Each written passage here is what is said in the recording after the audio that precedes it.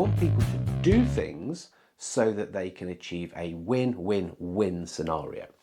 Okay, a little bit different to what we have often spoken about, which is win-win.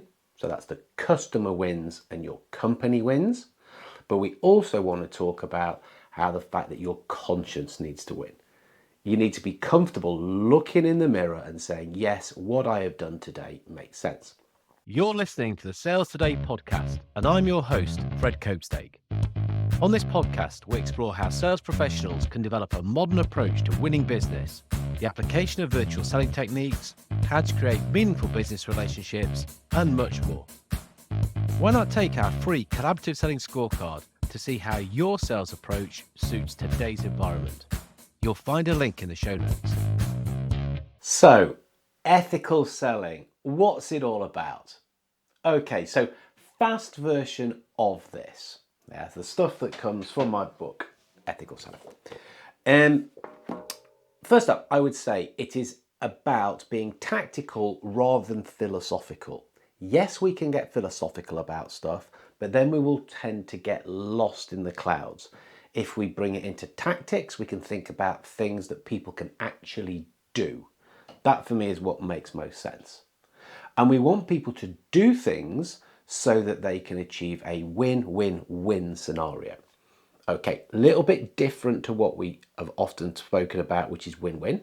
So that's the customer wins and your company wins. But we also want to talk about how the fact that your conscience needs to win. You need to be comfortable looking in the mirror and saying, yes, what I have done today makes sense.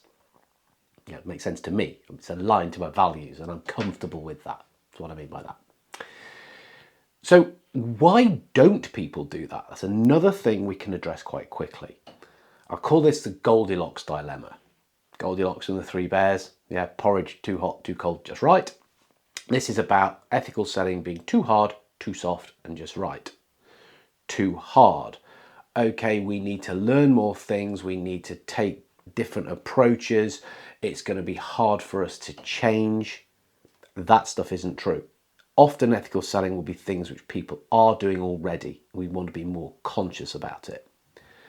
Too soft. I'm going to have to give a load away. I'm going to share all my secrets. I'm going to become passive. I'm going to be a pushover. Again, also false. Yeah, sometimes we need to have robust conversations with customers. And remember, it is about win-win-win. So yeah, we have to defend the win that we get. So there is a just right way of doing that. What I outlined in the book is the ethical model for doing that. ETHICAL. Yeah, I'm that basic. But it just helps us think about the things that we can do. Bunch of different tactics in there, but let's take one from each of those elements. So first element, empathetic communication. So from this, what I would say, it is all about putting yourself in someone else's shoes by asking great questions. Ask questions. That's the secret to that piece. And of course, listen, but asking great questions. What, why, when, where, who, how, classic open questions, but also going deeper, perhaps into TED questions. Tell me, explain, describe. Hypothetical questions, if, and the various questioning models we can use to be more consultative. Helps them understand where they are now, where they want to be. So that's what we'll do for the E part of the ethical framework. T, about transparency and integrity. So here, it's a technique I learned from a guy called Todd Capone. He wrote The Transparency Sale. A good person to speak to when you want to understand transparency. So he spoke about leading with a flaw. Lead with a flaw, a fault. This goes along the lines of saying to somebody something like, okay, if you're looking for this thing, then we might not be the best people to do it, to work with. However, if you're looking for this as well, then absolutely we're right. Can be quite disarming, that. It's a great trust builder. So it's an interesting way to operate. Not all salespeople do that. They'll be thinking, oh, I don't realise I'm not brilliant in this area. Bring it out into the open. So that's the T. H is about holistic value creation. So here, the little kind of one lesson from this is from a colleague of mine, a guy called Mike Wilkinson, who taught me that value is a mystery. And I loved it when I explained what this meant, in that, look, we don't know what it is. Customer might know what it is. But value is like beauty, it's in the eye of the beholder. So we need to work together to understand what that is. Just that mindset, rather than just rocking up and saying, right, this is the value we will give you, will have a big difference. Now, there's nothing wrong with a hypothesis and a value proposition to spark conversation, but with the curious mindset to solve the mystery, that makes a big difference. ETH. I is about informed decision making. Advice on this: don't be pushy. All those closers of yesteryear trying to increase urgency, cranking up the FOMO, all that sort of stuff, leave them where they need to be in the past. Think about how we can be more elegant in the way we move business forward. And yes, we want to move business forward. We want to get commitments to the next step. So here again, it's something else I've learned from another great author, which is from James Muir, who talks about the perfect close. And it's just a brilliant way to round up conversations and to move business forward. The perfect close goes along the lines of, does it make sense for us to? And we insert the thing that it would make sense to do. So we have to do like good work to get there. Can't just use this thing. And it's asked in a certain way. It's a closed question. So it's going to give us a yes or no answer. Yes, it makes sense. Well, good, you've done your job right. Marvellous, we move forward. No. Oh, okay. Well, what do you think the next step would be? It's the line we would use. So again, we're not putting pressure on the customers. We're keeping this concept of buyer safety in place. It's an important part of ethical selling. There we go. ETHI. C is about collaborative relationship building.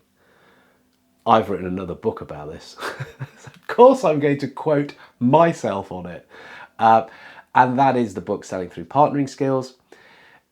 Here, the advice is to think like a partner. That will allow you to be more collaborative. So it's a mindset thing. We can learn what partnering skills are. Now, there are elements of PQ, which is the lesser known cousin of IQ and EQ. But the basic version of this is we think as though we're in partnership. Doesn't have to be a formal partnership, doesn't have to be the business alliance, but that mindset changes how we work with customers. Okay, ETHAC. A is about adaptive negotiation. Adaptive negotiation.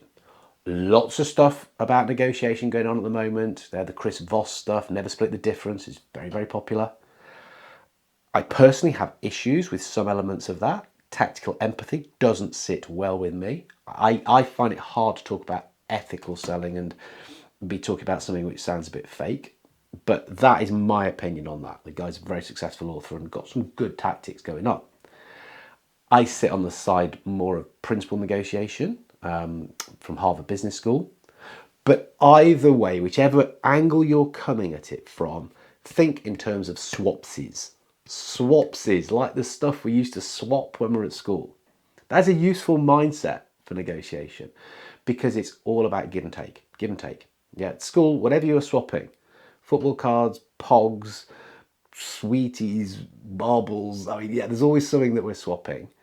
You would always make sure it was a fair exchange. So here, that's what we're thinking.